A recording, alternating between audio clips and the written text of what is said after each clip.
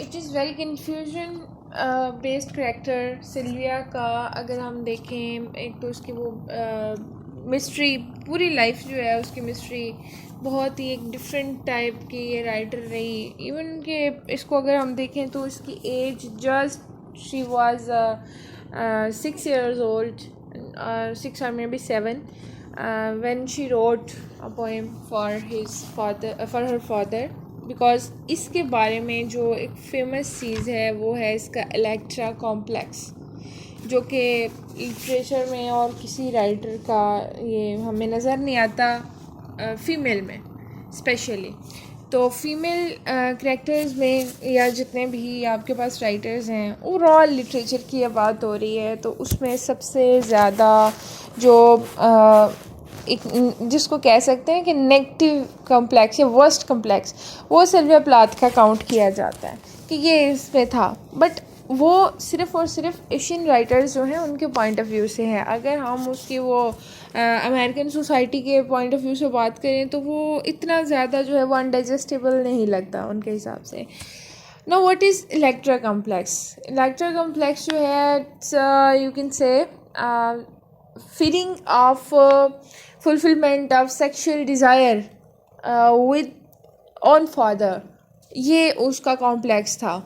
Because अब होता क्या है कि ये बहुत छोटी थी, she was very small girl, जब उसके फादर की डेथ हो गई थी और उसको वो मेंटली एक्सेप्ट ही नहीं कर पा रही थी बहुत देर तक, for a long time she have been suffered from that you can say incident.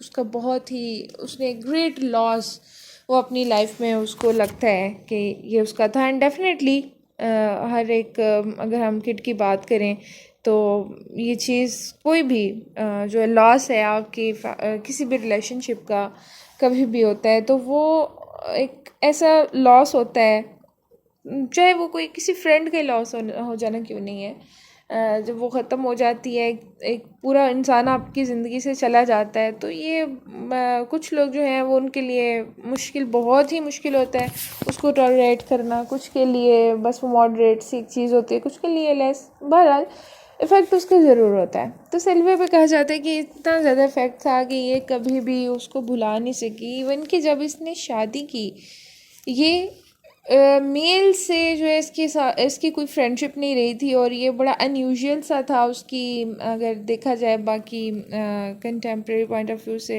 अगर हम देखें तो उसका सोशल पॉइंट ऑफ व्यू भी ऐड करेंगे इसमें। तो ये था कि ये it was very common thing कि मेल एंड फीमेल अट्रैक्शन और वो रिलेशनशिप, फ्रेंडशिप, सारा कुछ। बट इसकी यूनी लेवल तक, जब वो 3rd ईयर तक नहीं गई थी, तब तक भी इसका जो है वो कोई भी ऐसा रिलेशनशिप किसी के साथ नज़र नहीं आता। और जब नज़र आया तो वो टेड ह्यू, जो कि एक बहुत अपनी जगह पे फेमस पोइट है इस पूरे लिटरेचर में, उसको उसकी एनिमल इमेजरी की वजह से नोबेल प्राइजेस तक दिए गए हैं। तो उसकी तरफ ये अट्रैक्ट हुई, और अट्रैक्ट इस तरह से हुई कि इसे लगा कि वो अपीयरेंस में, देखने में इसके फादर जैसा है।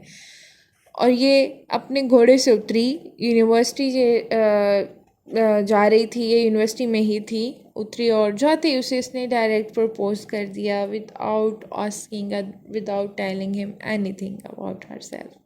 फ़ौरन से जस्ट इसने उसे प्रपोज़ किया। देन कुछ अर्सा ये साथ रहे, फिर शादी भी हो गई, और शादी के बाद इनके बच्चे भी हो गए। लेकिन हम अगर बात करें उसकी टेड ह्यू की, तो इन दोनों की एक सक्सेसफुल मैरिज जो थी वो नहीं थी। अब क्या रीज़न था?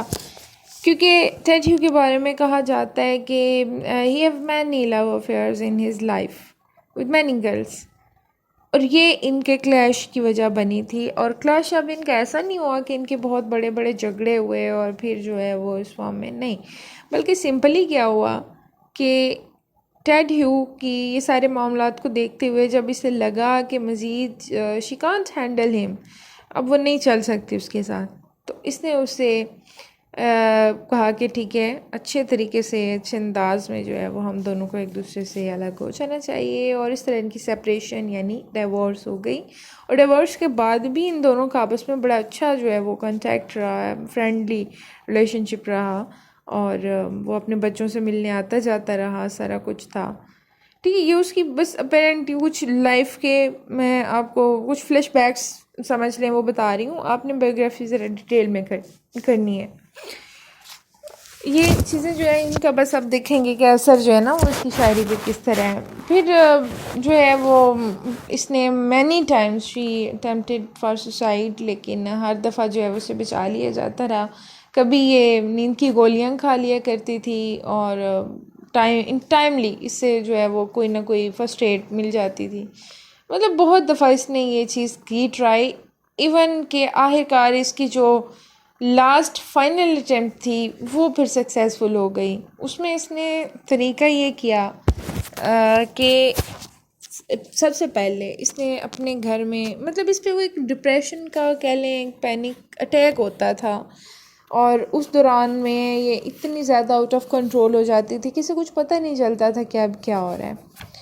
तो किया इसने ये कि उस टाइम में इसका जो लास्ट बेबी था वो बहुत ही छोटा था, बहुत ही न्यू बॉर्न किड था वो। तो उसके साथ इसने इस तरह से किया कि उसको तो अब ये क्योंकि मार नहीं सकती थी, जो भी है whatever the condition is, but she was a mother. तो एज अ मदर उसके दिल में वो जज्बात थे, वो अपने बच्चे को वो नुकसान नहीं पहुंचा सकती थी। उसने अपने घर की सारी विंडोज़ को बंद कर दिया, अपने बेबी को पकड़ा, उसको एक वेट ब्लैंकेट में कवर कर दिया अच्छे तरीके से, और ख़ुद जाके जो ओवन था उसमें भी वो पूरी, क्योंकि गैस उसने ऑन की हुई थी, सारे स्टोव्स ऑन थे, वहाँ पे उसने अपना सर रख दिया और आहिस्ता आहिस्ता आहिस्ता जो है वो ऑक्सीजन ख़त्म होने की वजह से इसकी डेथ हो गई।